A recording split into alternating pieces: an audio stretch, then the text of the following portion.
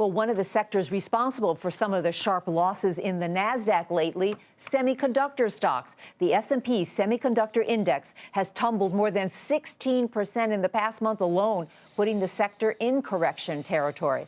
Morgan Brennan joins us now from the NASDAQ exchange with a closer look at this key sector.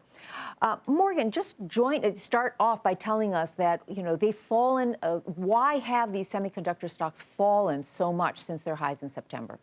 It's a great question. Well, semiconductors have dropped dramatically over the last month, but really we've seen the lion's share of those losses just in the past week alone. And this is on the back of microchip technologies. This is one of the smaller semiconductor stocks in this space. Relatively speaking, it's got a $9 billion market capitalization. The company coming out last Thursday and warning on revenue for the third quarter, citing weaker demand in China, and the CEO saying that the overall industry is on track for a correction, on track for a pullback. That has sent all of the semiconductor names, all of the chip makers down in response to that, including Intel, which is reporting tomorrow. That's down another 1% today. That's down nearly 8% in the past week. Investors are going to be watching that very closely because of those comments last week. Morgan, why should investors watch semiconductors as opposed to any other industry? Well, semiconductors, we're talking about the chips that get sent out and put into other items, other industries, appliances, smartphones, PCs, autos.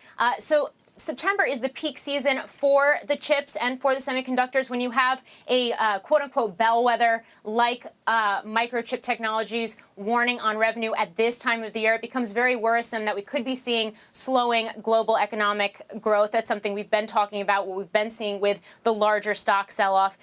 So when you see some of these companies start to come out and report weaker than expected earnings, the effect there could be that we're going to see similar impact on other technology companies, on other industries as well. And so I guess you're saying that this is going to have an impact on the broader market as a result. That's the worry. Wedbush analysts came out and said that whenever microchip comes out and reports any kind of guidance, that they are correct 70% or more of the time. So that's definitely something to watch in technology, and that's definitely going to be something to watch in these other industries, the smartphones, the autos, appliances. So we could be seeing a canary in the coal mine, but it remains to be seen with earnings. Okay, thanks a lot, Morgan. Morgan Brennan at the NASDAQ market site.